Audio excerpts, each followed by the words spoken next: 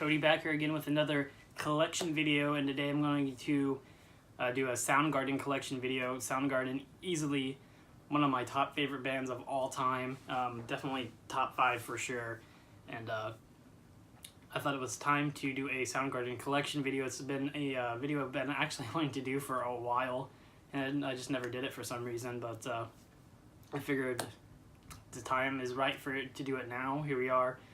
Unfortunately, almost a year since Chris Cornell passed away, so 1 year anniversary of his death, and it's still very, very surreal to me. I mean, I just honestly can't believe it still.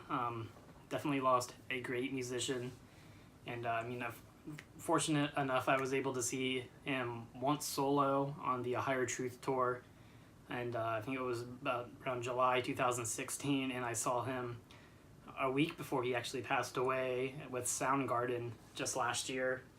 2 shows that were just phenomenal shows, just great shows, and 2 shows I honestly will never ever forget. I mean, his solo show was just amazing. His show with Soundgarden, just equally as amazing, but 2 different things as well. So still very awesome. Actually, you do have a few clips from both of those shows on this channel that I have uploaded, so definitely check those out.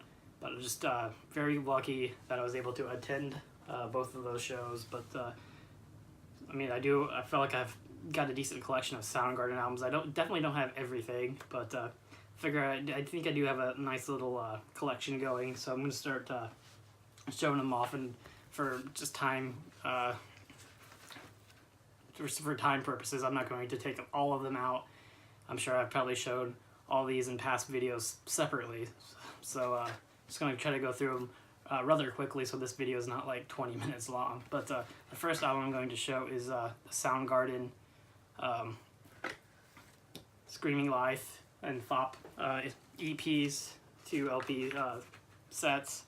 This is the Loser edition that came out, it came out a while ago, I honestly don't remember when it came out, but 2013 maybe, and it is on colored vinyl.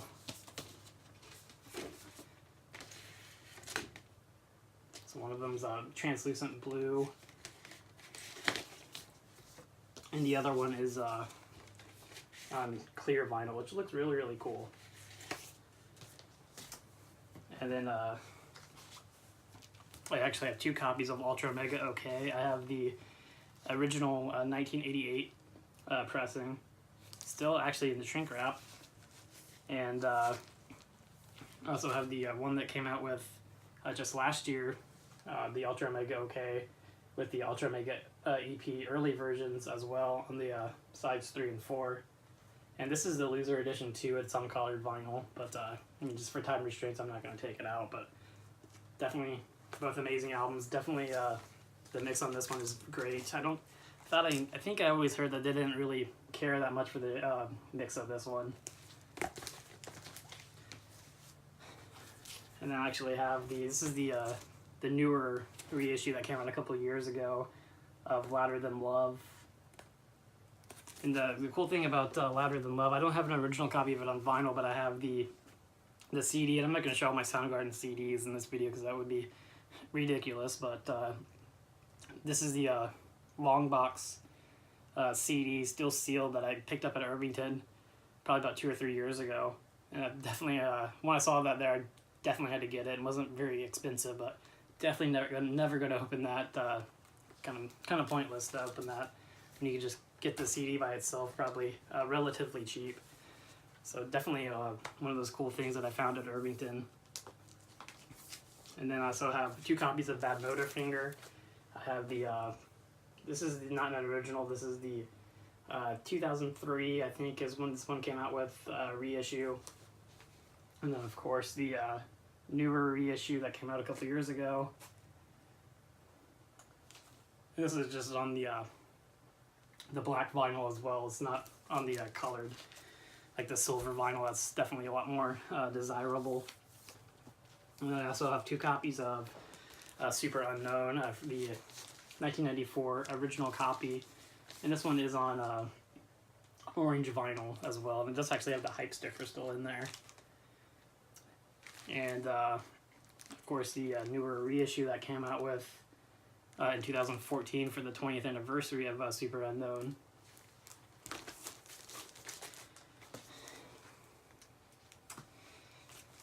And then I have the Down on the Upside. This is the newer reissue as well. Actually came across an original one not too long ago at Luna, but they just wanted way more than I wanted to pay for it. And of course, the one that came out just not that long ago on Record Store Day, Soundgarden A-Sides. Of course, this one is on colored vinyl as well, different shades of like green. And I actually showed that in the last video if you actually want to take a closer look at this. Just a great set to have, all the A-sides on one set, and it really sounds amazing as well. They do a really good job on this. I actually just spun it for the first time a couple of days ago because I actually had to replace my stylus, but I have a new one now, so I definitely, one of the first things I did was listen to that. And of course their final studio album, I don't know if they're going to plan to release anything else, but their last album that they have come out with so far to date is King Animal. Very solid album. It came out in 2012, I believe, is when this originally came out. But just a great album. Definitely not my favorite Soundgarden album, but definitely a stellar comeback album. The first album that they came out with since 1996 at that time, so definitely just actually listened to it before this video. I actually put that one on again, and it honestly sounds very good. And of course, this Echoes a Mile box set. Just a really cool box set. A lot of really cool content on it. You got it's broken up in like different categories. You have the first LP's got like originals, and then the second one's covers of them doing different covers of songs from different bands, and then the third set's like oddities and rare tracks. But it is all on picture disc. I don't know why they released it that way. I kind of prefer if they had it just on like black vinyl, or just even if they just had it like on colored vinyl. But for some reason they decided to release it on picture disc. So I'm hoping one day they actually re-release this just on black vinyl. But nonetheless, very glad to have this in my collection. One of those things I'm probably not going to listen to a lot because the quality with the picture disc isn't the best, but still to have it, very cool collection of a lot of pretty cool and rare Soundgarden songs as well. And the last few albums I'm going to show is just the Chris Cornell solo albums. The first one, of course, is Euphoria Morning. This was released on vinyl in 2015, and the original album came out in like 1998 or 1999.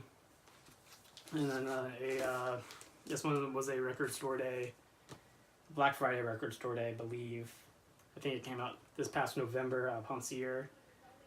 They had different variations of covers as well. They had like a pink cover, and I think that maybe a red cover, and then obviously green. I also do have the Seasons soundtrack as well. And of course, Songbook, Chris Cornell. Just a really cool collection of songs that he did on a acoustic tour. This came out in 2011. It reminds me of a lot of the stuff that I saw him do when he did the Higher Truth tour. Just a great collection of songs. I mean, you got Soundgarden songs on here, solo stuff, Audio Slave, and some covers. Definitely an album that I just honestly, in terms of like live albums and stuff, it just does a fantastic job. Been very good. I would definitely recommend if you can find this album, definitely pick it up. And of course, the last one I'm going to show is Chris Cornell, Higher Truth, his last solo album that he came out with 2015. Of course, I Nearly Forgot My Broken Heart, and it's a really solid tracks on there. But that is all the Soundgarden stuff I have, and Chris Cornell solo albums. Of course, I do have Audio Slave and Temple of the Dog and a bunch of other stuff that Chris Cornell is involved in, but would be a much longer video. But just wanted to do a quick Soundgarden collection video. just to get that all on there. Definitely miss Chris Cornell very much, but definitely hope to have another video soon.